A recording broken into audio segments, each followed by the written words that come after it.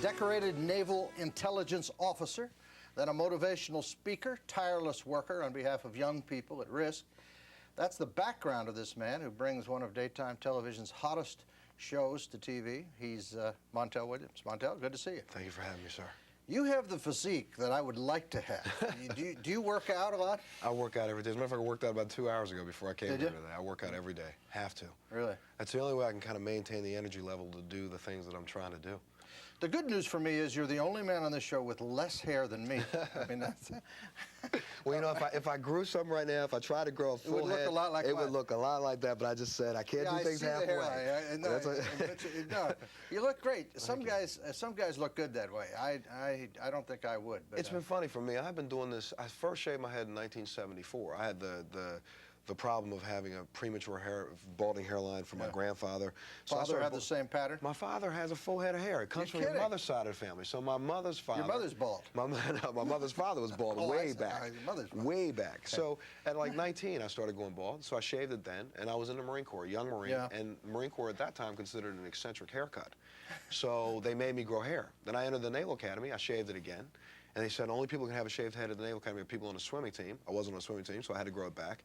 And then I did it again in 1983, long before it became vogue. And back in the day when I did it, and I walked down the street and people would say, hey, screwball, hey, cue ball, hey, baldy. Oh, now all of a sudden, everybody's got a bald head.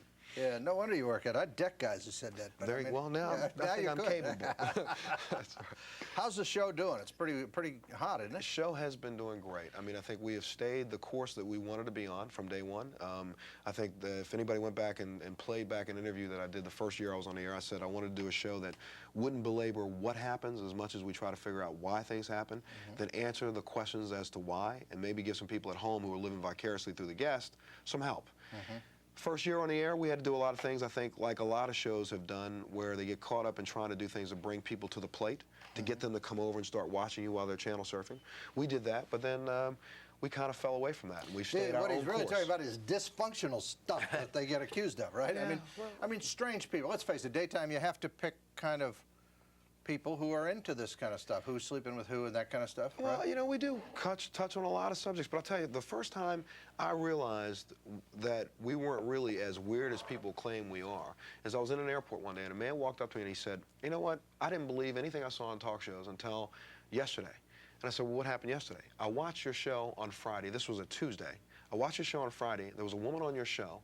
Yesterday, she was sitting in my office. She works with us. No one in our office knew that she had this problem. She was on your show on Friday, and she said to us yesterday, I said everything I wanted to say on Montel Williams' show. If you didn't catch it, then I'm not saying it anymore. She won't speak about it. So he said, now I believe it, because I always wondered where those people came from. It's a woman who works at the desk right next to me. Is the military a good place to start for young people, particularly? What kind of background did you have? Were you from a middle class or poor family, or what? It's really odd. I came from a family of people who taught me the most important thing in my life, which is a work ethic. My parents were, you know, on public assistance for a little while. My father worked very hard to get off of that. By the time I was 6 years old, my dad was working 3 jobs. My mother was working 2. I grew up in a family where people worked. It wasn't. It was a given. You? Almost definitely. Yeah. Yeah, and I'm proud of it. I'm sorry. I will, and people can write at you and tell me I'm a jerk. You have little babies. Would you spank them? Most definitely. You will. When I say spank, what's Grace say about that? Your wife's here. She's a lovely woman. She looks like the type who might stand in front of the kid. She cries a little bit when I do it. She may cry, but I don't abuse him. Yeah. But it's like for me. Give them a little pat on the behind so they remember who you are. My son reached up to try to turn on the stove one day. Now somebody can say, well, you should say, take him in the corner and say, now you have to have a timeout. I don't want to have to worry about taking him to a hospital and giving him a timeout. I whipped his hand up. I took his hand, boom, right on the hand. I said, you put that up there one more time, you'll get it again. That's how I raise my child. If that's not how you raise your child, tough. That's how I will raise mine, and I think he needs to know that. It's part of back. So you didn't come from any money or wealth, but you came from parents who wanted you to work. Most definitely.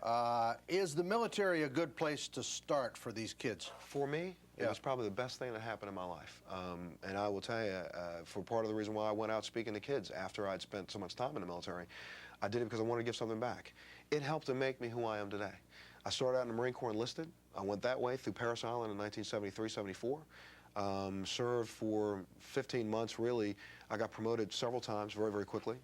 Then I was accepted at the Naval Academy Prep School. Went to the prep school, then went to the Naval Academy in Annapolis, Maryland. some of the best times of my life. I didn't take as much advantage of it as I should have. I finished at the Naval Academy with about a 2.4 grade point average. Half the people who went to the academy with me, we used to have a saying, if 2.0 wasn't good enough, it wouldn't be the minimum. So I didn't take advantage of the time. And this was really like one of the biggest gifts that this country gave me. If I had done if I was smart enough now to look back and do it again, I would have graduated with a 4.0. I would have worked hard enough to do so. Yeah, and you have the mind to do that, because I know since then you've studied languages, you've done a lot of things with your life. And obviously, people think doing a talk show's easy, but you've got to do a lot of reading to know what you're talking about. Most definitely. You have to research. I mean, at my job in the military, I was a cryptologic officer, special intelligence officer. In that job and position, you know, you have to reduce volumes of information to be able to brief somebody on that volume. I may go through 25 books to be able to give you a 15-minute brief and walk out the door. And that better be on the money, because my boss, and you remind me so much of some of the bosses that I had in the military. I'm going to tell you that right now. Well, you know, I feel like I'm sitting looking across the table in an Admiral or something. Yeah, that's right. 15-minute briefing for me, I'd remember about 4 minutes of it and I'd be out of there. But I respect that. I mean, I goofed off in school too, actually, but then you get the discipline later. Well, the military, one good thing about the military, though, is you get the discipline every step along the way. So for me, it kept me on the right path. Were you an angry kid at all? I mean, a lot of kids, they say, go into the military who are angry at something else, and it takes a little bit to kick that out of them and make them disciplined about that. I was probably more angry about the fact that I had so many people telling me I couldn't do this, I couldn't be this. I grew up, you know, I graduated from high school in 1974 when this country was in as much turmoil as it's in now racially. And I was bused to school. I was the president of my class 2 years in a row. I was a student on the Board of Education in my county, but the only black student at the school that was doing those kinds of things. So my guidance counselors told me I needed to go to VOTEC school. They said, oh, you need to go to VOTEC. Forget about this college thing. You're never going to get accepted. Yeah. Even though I had a 3.5 in high school and did all these extracurricular activities. So I was angry at the fact that people kept telling me that I couldn't do something. And I think that's why I'm so driven today. I refuse to be told that I cannot do something. I will do what I choose to do. It may take me a little longer than it may take the other guy, but I will get it done. And if you get in my way and try to tell me I can't do it, you and I will have a problem, a very serious problem. Did you ever question the military? Did other people, particularly African Americans, say, "Hey, you sold out, man. You joined the military. Hey, man, that's a..." I never felt that way, but I questioned some of the things that took place in the military. I mean, I had a great military career, and my time was well spent. I have a lot of very, very good friends that will be friends of mine for the rest of my life. I don't have to speak to them but once every 3 years, and I can still feel the same thing in my heart for them that I felt when I was there. But there were some things that the military has done along the way, and I think it's not the military has done, it's some things that our leadership has had them do that I question today. I don't understand why we as a nation have not questioned still, why were we ever in Somalia? I still want to know the answer to that question, and I don't believe the garbage that we have been told. So we had military troops go do something. The official position is we went in there on a humanitarian effort to distribute food, right? Sure. And since when have we cared about people in Africa that were starving? There are people starving today. If we really cared about people in Africa starving, we would have people down there right now passing out food. That part's crap. I think I've been...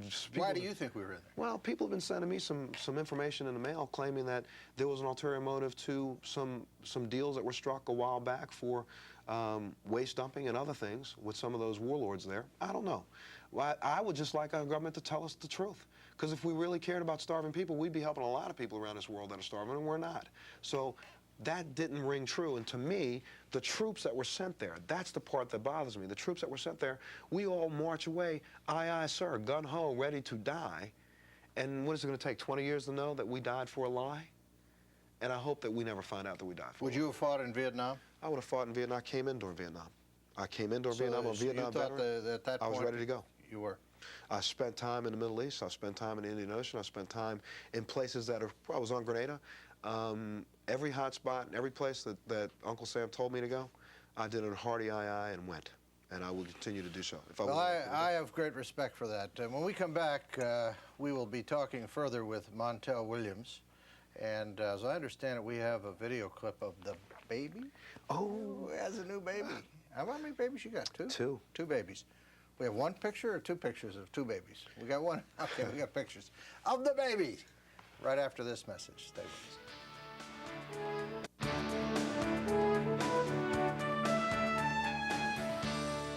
us. Welcome back. We're here with talk show host Montel Williams. We were talking about the military. You thought it was good training for you, at least. Unbelievable. Should more of our kids go into it?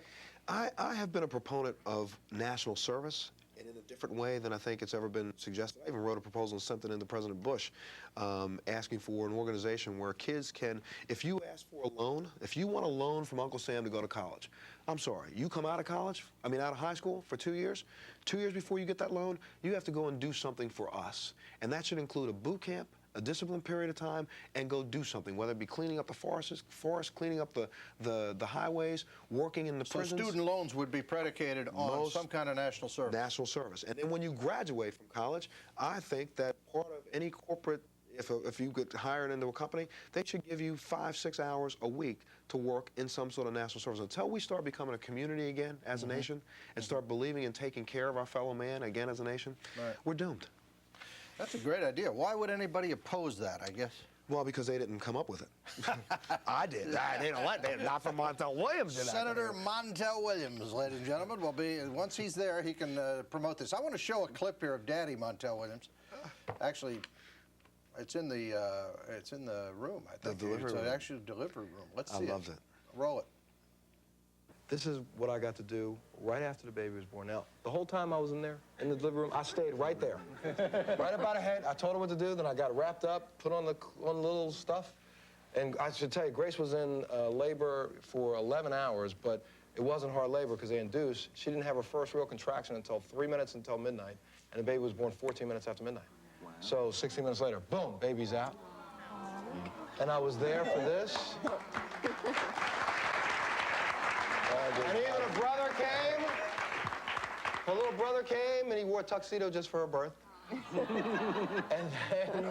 and then I got a chance to take her over to Gracie for the first time. Now, you want to miss something like that?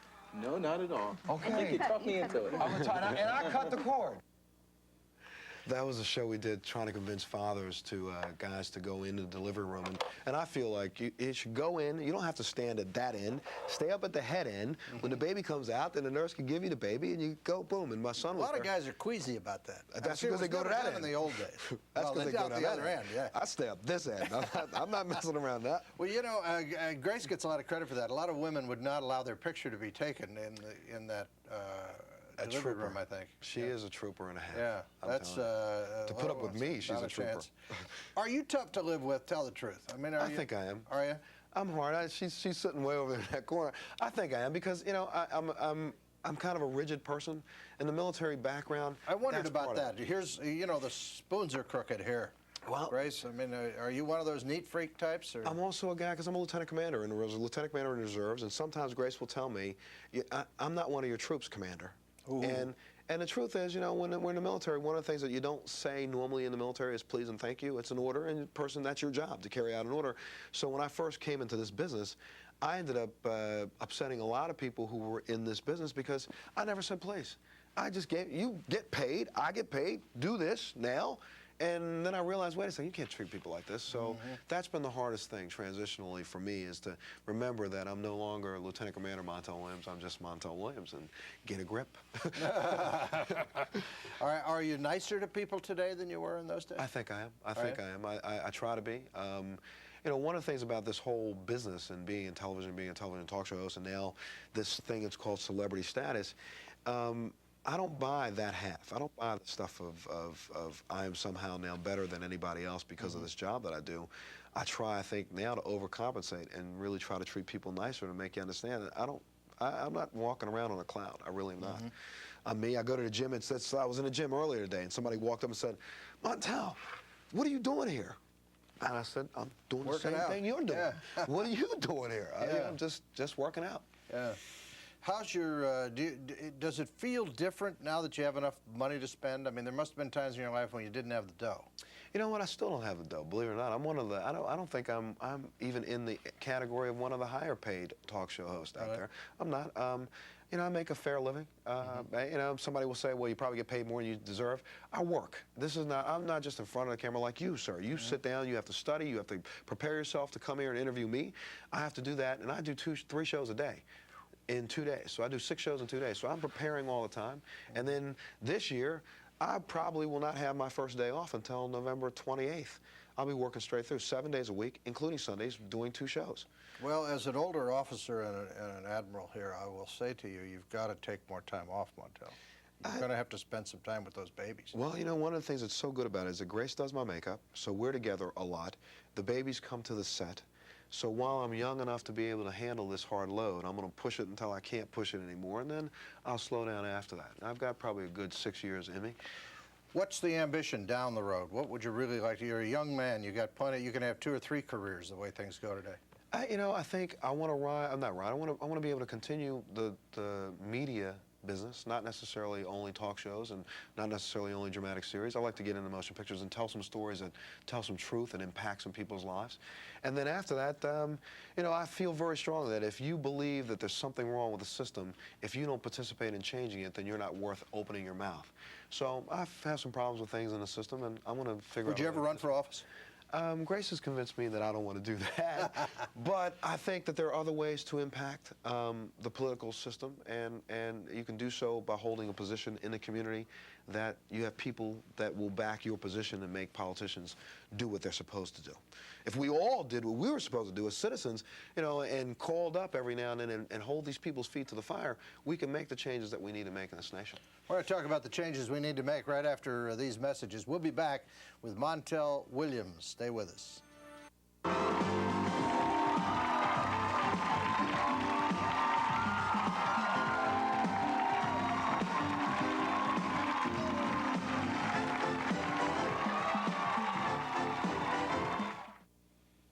Did you learn anything in the military you use in your talk show?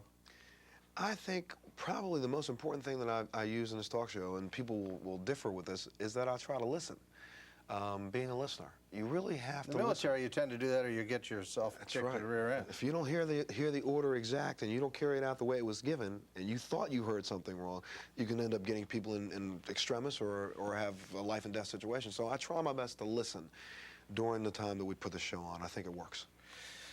What's the other show you're working on? I'm doing a show with CBS, a 1-hour dramatic series called Matt Waters, which I play a ex-naval officer, and because he's an ex, because his brother gets killed in a drive-by shooting by a gang member, and his brother was a high school dropout, he feels as if he let the community down, so he decides to retire from the military and go back to teaching school. So, if you will, it's kind of like To Serve with Love with an Attitude, or To Serve with Love meets Hill Street Blues, something like that. It's going to be straightforward. None of this stuff where we're going to be dealing with, you know, teenagers jumping in and out of bed every weekend. We want to deal with real issues, put it on the table, and help you come up with some solutions. Matt Waters will be kind of like a catalyst to help a community solve some problems. What's the transition to acting like? It's 2 different brains. It really is. I mean, and that's going to be tough for me this year because Thursdays and Fridays I'll do the talk show. I'll go home Friday night, unwind from the talk show, and be on a set of Matt Waters Saturday mornings, and then I'll have to act on Saturday, Sunday, Monday, Tuesday, and Wednesday. So I have an acting coach. I need one. But just to be able to stop controlling the situation and listening even better is what the problem is. Because as a talk show host, I drive the questions, I ask the questions. You really produce and direct on your feet. Yes, sir. You know what's going to happen. You try to cue the cameraman and the director. Okay, that person third from the left, that's where we're going. Let's zero in, and so on. As an actor, you really have to be in the scene and reacting to it in the moment. In the moment, and you also have to be able to take direction. You have to listen to somebody who tells you, you know what, maybe that look on your face isn't the right one. Change the look on your face. And as a matter of fact, most of the directors go like, lose it. Okay, I'll lose that one. Yes, sir. So what do you do? Go blank? I mean, how do you...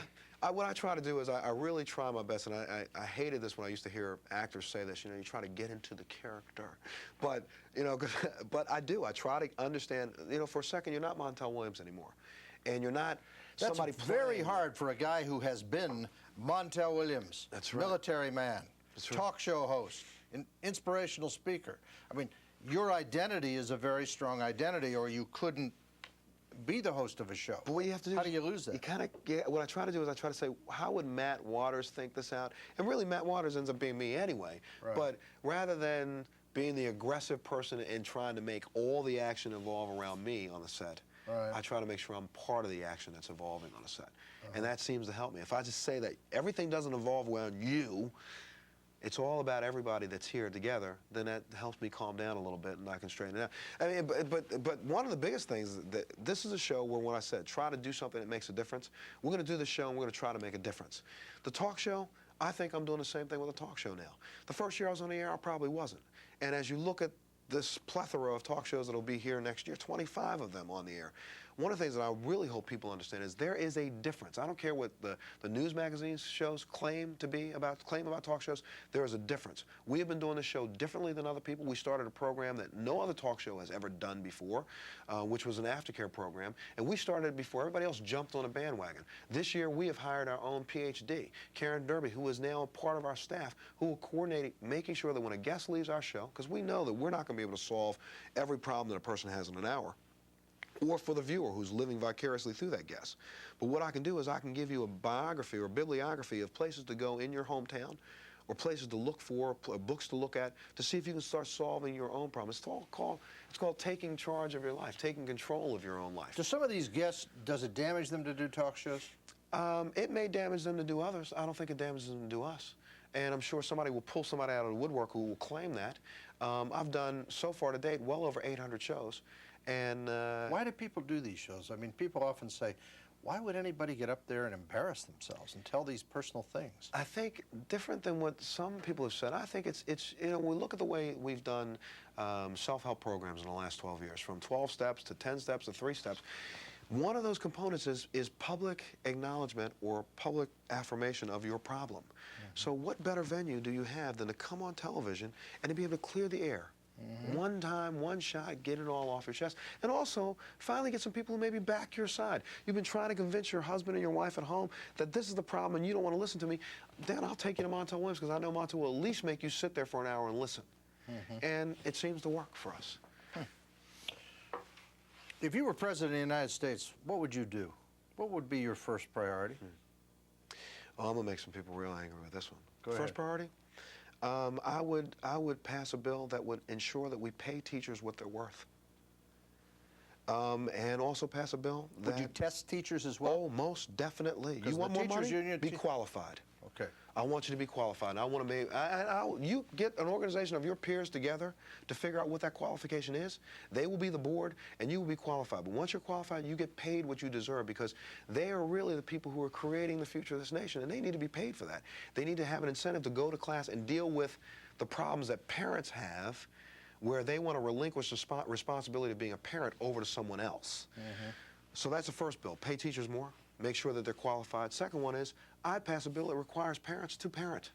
And that means that during the course, if you are in public education, if you have your child in public education, at least 2 days a year, you have to spend time in your child's school, and you can't be penalized by your boss for doing so. We have parents who go to school with their children twice in their entire education. Once when they drop them off in K, once when they graduate.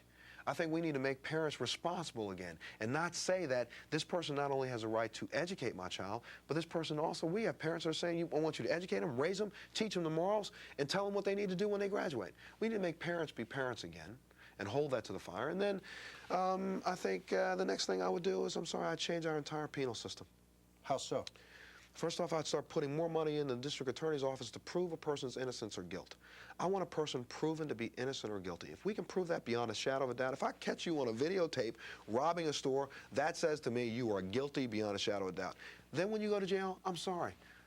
No more prisons within the 50 states. Let's start building the prisons, 49 states, in the 50th state, up in Alaska, in the tundra.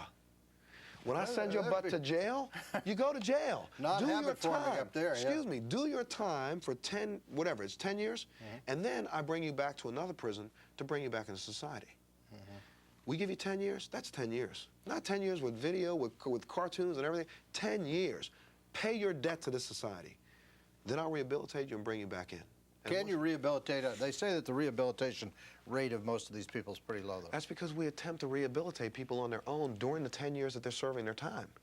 I'm saying take the money, split it up. You can build a prison 800 miles north of Alaska in the tundra, not going to cost much. Bricks, little firewood. You want something to eat, homeboy? Go get a caribou. Okay? So that's called jail. That's cheap money, because if they run away, they're not going to make it back. Through the tundra, you can't get back home. You put the money in the rehabilitation facilities. These facilities where you have doctors, psychiatrists, teachers, people educating. And the person's going to want to get out of there. He's going to want to be here, and you got to stay here until we're ready to bring you back. Well, if your wife ever changes her mind and lets you go into politics, I think you picked up a few votes today, because there are a lot of people who'd like those people the hell out of here and up in the tundra, and I think that's it. I got to wrap it up there. All right, Montel, good luck to you on the new CBS thing. We'll be watching you as an actor. Thank you. As well as a host of a talk show. Okay, coming up.